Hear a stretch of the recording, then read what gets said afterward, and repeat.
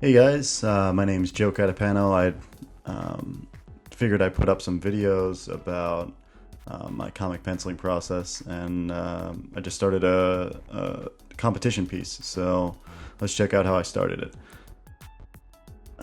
These are pretty much thumbnails, just basic ideas I really quickly roughed out in a notebook, and I moved on to laying it out into a comic page, um, focusing on flow and leading the eye. We'll go through it later, but right after that, I ink it just to see where the blacks fall and see if there's actually any issues with balance. Okay, so this is the actual final page, finished pencils, and actually, I did not ink this page because I don't know. I thought it'd be cool to just for this competition leave it pencils. I feel like a lot of people would do ink or color. So this is the zoom in shot, so you can really kind of read through and just get a feel for what I'm trying to get at.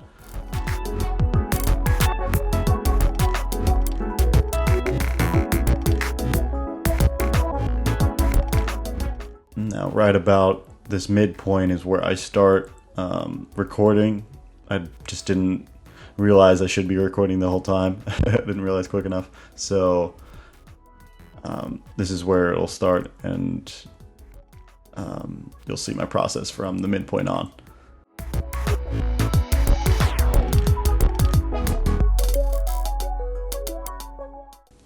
Now it's starting a video of a time lapse, which is probably, I think, 5 or 6 times as fast as I actually draw.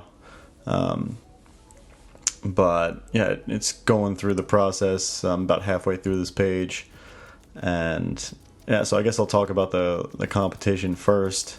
The competition's at Crimson Daggers, a forum that's been pretty cool, started by a couple artists, Dave Raposa and Dan Warren primarily, and I think they actually have Dan Warren judging this competition piece. So it's really why I jumped on. I wanted to see if I could get a free critique from him. But no, I really wanted to try this out, kind of be a part of this community. It's pretty cool.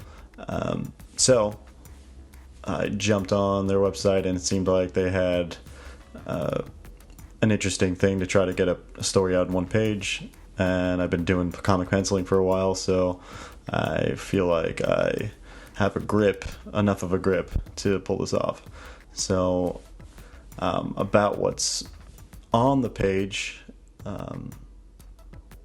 it's pretty much a story, nothing deep or anything, but I wanted to tell like a violent story and a kind of a sympathetic and kind of like sappy, almost overly sappy story in the captions. So at the same time, you get this contrast of like an ultra violence plus, something that maybe sentimentalist or a feminine perspective would understand at the same time. So it's kind of a combination of both. So the panel I'm working on here is pretty much a turnaround shot. It's so in the beginning of this page, I start out with a couple of like these werewolf creatures, pretty much seeming like they're kind of conquering this one guy with a sword, and he's just like being ripped to shreds, and he's pretty much on his knees in the beginning.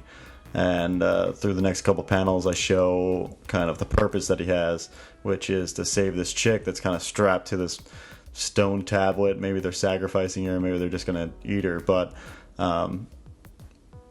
that's pretty much setting up the subject, which is the guy, and the purpose, the end goal, which is to save this chick. So the panel I'm working on is one where the tides turn, and after he sees his love interest maybe about to be eaten, he would then kind of freak out in this kind of a cinematic shot, and just kind of take over at that point. So this shot, I'm pretty much just adding line weights to this sword swipe that kind of knocks out two of these werewolves' heads at once, and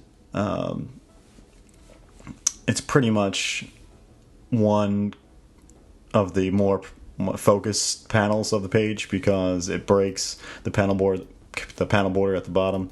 So I really wanted to kind of get this action kind of right and as natural as it could be.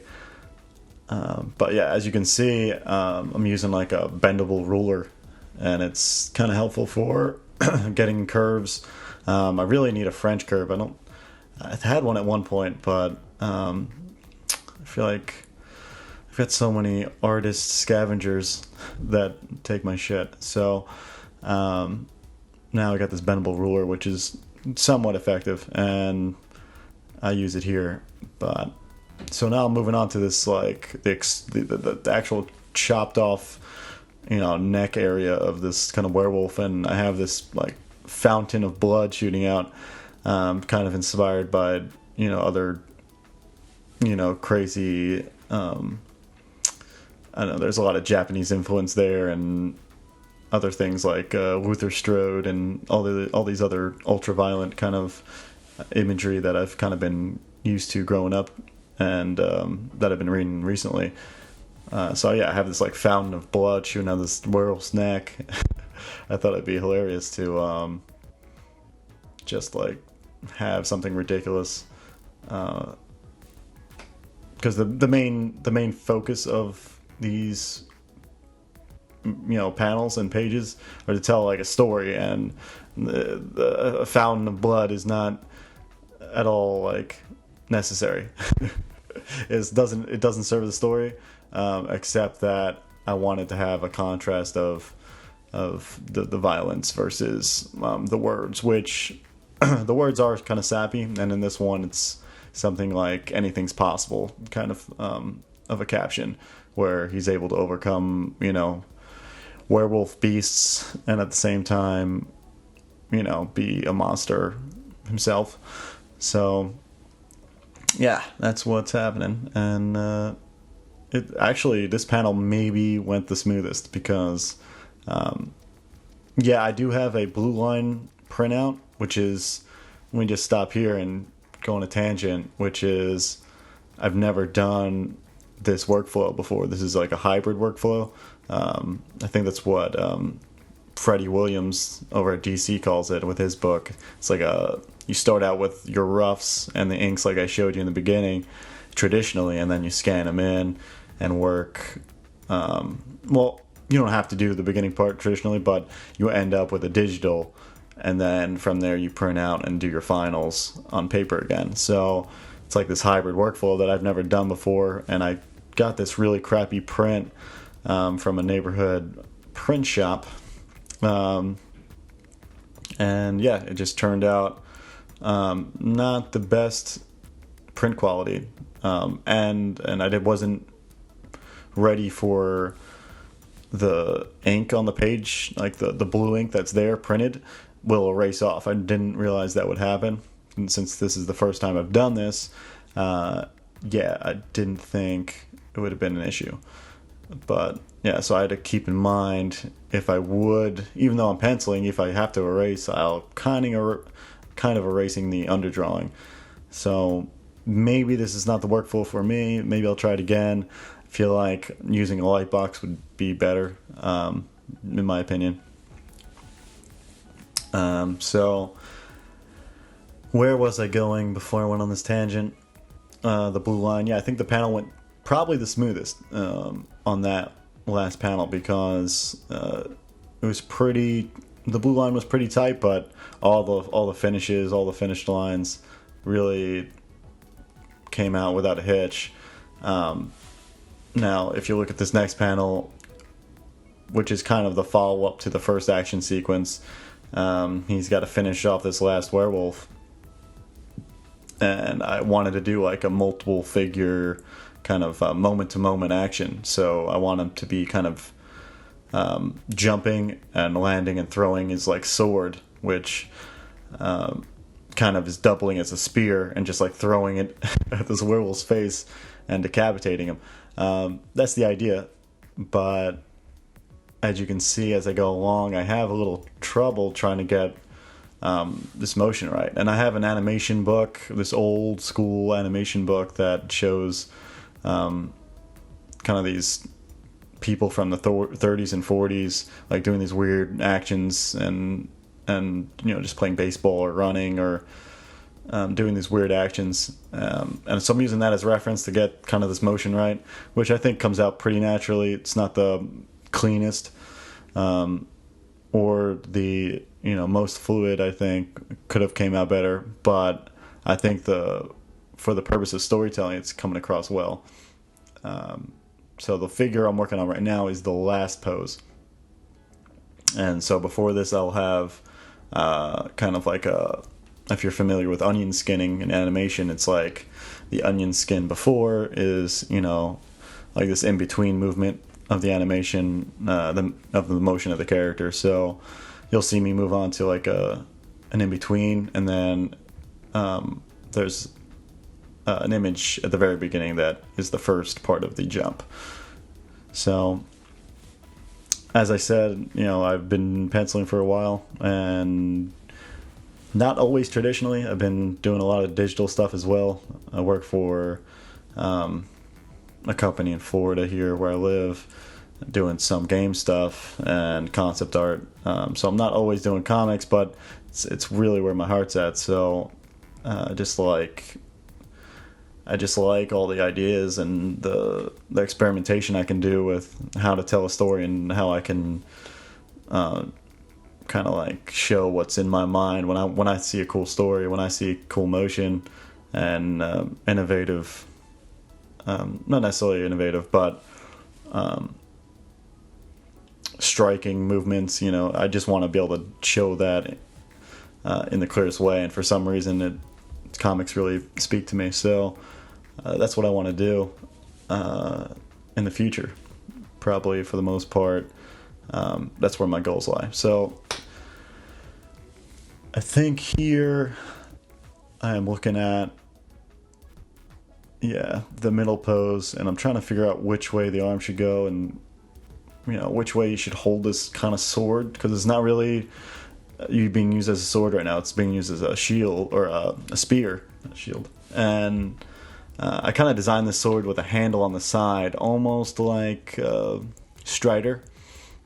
Not exactly with like it doesn't look like a second handle perpendicular to the main shaft of the sword, but it does have like a weird, I don't know, almost like those portable vacuum cleaners, like that kind of handle that's on the side. So yeah, I have this on the hilt. I have this kind of weird other handle that he holds it a different way to throw it. Also on the video you just saw me sketch out pretty much the first pose, because I couldn't figure out what was the best way to go about it. I wanted to have this kind of arc of him in the air. Should I have him jumping in the first pose, or should I have him in the air already? And I kind of have a little combination of both, where he's kind of lower to the ground but just barely in the air. Just trying to get the motion fluid. I have to kind of rough out this figure since I decided to add them. This figure wasn't in the blue line, so I had to figure this out with some roughs right on the finals, which is not the best practice. I'm sure somebody is like really scolding me for doing this, but I don't know. I think it's fine for especially something like this. I mean, it's a one page, almost like a test for myself more than anything, just to see if you can what happens when you try to tell something this quickly. How abstract does the story get? How jumpy do the transitions work? There's so much stuff going on here that I don't even know if it's really being pulled off as well as I hope, but we'll see. And maybe at the end of this video I'll put up the whole thing. I'll scan through that you can read it, but you can also go see it at my my website. So if you go to Joe Catapano Art, you can go to the my blog page and it'll be posted there. I'll probably eventually put it under the sequential section as well, because it might need some refinement. But yeah, it's something pretty cool to see. I don't see a whole lot of one-page narratives, and I'm not really sure when this is going to be judged. Right now I'm recording this the day of the due date, which is Saturday over here on the East Coast. But I left it up to, myself where to call it quits, and I think it's pretty refined, but I think it could be refined a little more before I put in that sequential section. Anyway, rambling on. Let's see if there's anything cool that I can explain while I'm going here. As you can see the motion now where he's kind of in the air and then finally landing and throwing. Well, that's my phone. Let's see who's wanting me. Okay. All right. So, here's another interesting piece is this next piece I have. Instead of a panel border, I wanted to do this kind of blood splatter. And you can see in the blue line, I put this blood splatter to kind of break up the panels instead. I thought it'd be a cool transition, almost like a montage effect, because on a comic page, generally the space from left to right translates to time. So thicker panel borders means thicker time that the audience is going to perceive. So this giant block of black that kind of looks like blood splatter, I feel like is going to transition to, all the time it takes for a sword to go across distance and impale or decapitate a werewolf, at least a few seconds. So on the other end of the blood splatter is this werewolf that's decapitated and kind of stuck on the wall. I don't know where I got this image from, but it's the first thing that came to mind, and I just like the image of it impaled to this wall. It's almost Looney Tunes style crazy, but it's definitely striking. I don't know if it's the most. I don't know if it's the best choice for storytelling purposes. I think it does it in the least amount of space. Maybe it's in that way it's most efficient, but in some ways I think the audience might want to see the wolf be decapitated, moment to moment. But yeah, it's the choices you got to make, and especially for these one-page narratives, it's really hard to make these tough storytelling decisions. Like, what is most important? Do I need to show, the action of getting ripped off, and who cares about what it looks like in the end, or that he's dead? Or do I show just the end goal, or the end, result of him being finished off? Which in the end I decided that would be the better part, because I needed the audience to know that things were safe, so I needed to show the wolf dead. That was my mentality anyway. I felt like it worked well. A lot of things I could talk about here on the page as well. I mean, I'm not showing most of it in this video, but even just from where you're looking at, from that first panel of the sword swipe, and the swipe actually overlapping the panel borders, I have the swipe kind of the peak of the ellipse of that swipe is pointing right at the panel of the guy throwing the sword, and that's kind of where I want your eye to go. So now when the lettering's in, it might be a little differently, might act a little differently depending on where your eye goes, but the idea is to go from that slant of the guy's face down his nose to the swipe, and the swipe leads you to the sword, or the guy in motion throwing the sword. And obviously that ends up at this dead end mark. And kind of, I wanted it not to really lead from there, because it's kind of like the conclusion of this wolf's life. It's like the end of the conflict. because the panel after this is a resolution. Probably the only good, probably the only good feeling panel of this entire page is the second to last panel, which is the guy and the girl finally together and kissing, and kind of almost this like I said, it's sappy almost, but not almost. It's definitely sappy. So I have them kissing, and you'll see I'll have these rings they wear around their necks to show they're kind of committed in some form or fashion. I guess in this weird world they're married, or like I said, committed. Who cares? Anyway, I forgot about this. This is an afterthought. Since the wolf gets decapitated here, I show the spine kind of hanging below the skull, and I was like, whoa, what if I show in the blood splatter, kind of like in an inverse way with white lines, what if I show the actual spine kind of like in the moment of disconnection where the spine snaps? If I was able to show that breaking away, then it might add more to it. But then again, one of the biggest rules that you don't really want to break in the comics is to not overcomplicate things, and that might be overcomplicating it, and kind of messing with how clear the story is. So that's debatable. I hope that it's either clear enough or so subtle that you don't really notice, or just detract from the actual sword throw. But that's my thoughts on it. It's probably a bad idea, but in this case, I'm trusting my instincts and just going with it. And I think everyone should do the experimentation where you can, especially on stuff that's not being published like this. Just do whatever you feel like doing.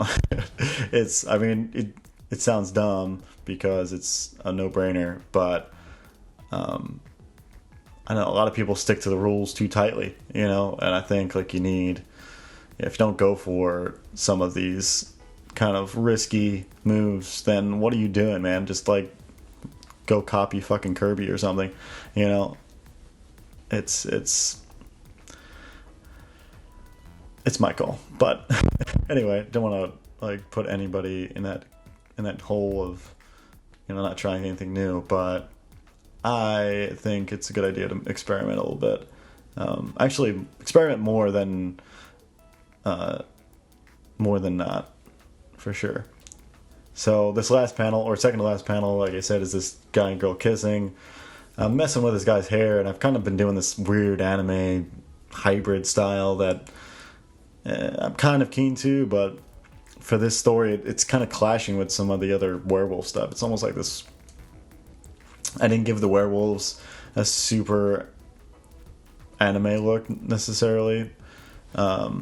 Still stylized for sure, but this guy's hair is kind of being all over the place, and I think in the end I put a speech bubble over it because I'm just or not a speech bubble, but a caption over it because it's just nuts. It went all over the place. But yeah, this is a panel that was pretty important, and I didn't always have it. So the story here is pretty much already over. He realizes something when he's kissing this girl. At first I was going to have this bite mark on her neck, showing that maybe she was bitten, but then I was like, what am I don't know all the rules of this supernatural shit. I'm not into all this horror shit. That's not my thing, which it's really weird that I'm doing a werewolf story. That being said, doing it, and yeah, I don't know the rules of werewolves. How long does it take for somebody to turn, or do they turn, or what? I know I saw, what is it? Wasn't Werewolf in London, right? Or something? I forget what it was. I think that's what it's called. Either way, that movie, they do turn, but it took him a long time, and he started getting the the hunger for flesh. But anyway, in this case, I wanted her to like kind of be dangerous already and could turn any minute. So in this case, I wanted the guy to know that. So he kisses her, and I also didn't want to show him like taking action, because I think that leads to over explanation. I'd like to give some credit to somebody trying to figure this out. So yeah, they kiss, and the last panel is him walking off, kind of silhouetted, and she is impaled,